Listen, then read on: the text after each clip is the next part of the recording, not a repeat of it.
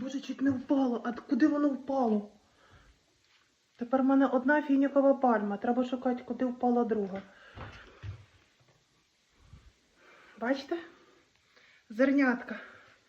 Я купила ось в такому пакетику, але мені кажуть, що треба було купити, з'їсти, а потім посадити. У мене є вазон. Отут. І тут не дуже йому сильно повезло.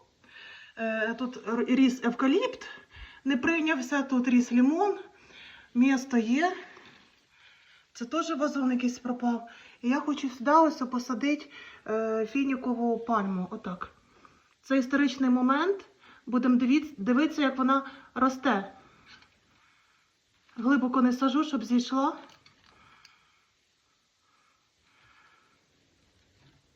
О, я так зарити її треба. Ну, евкаліпт не виросте. Хай пальма росте.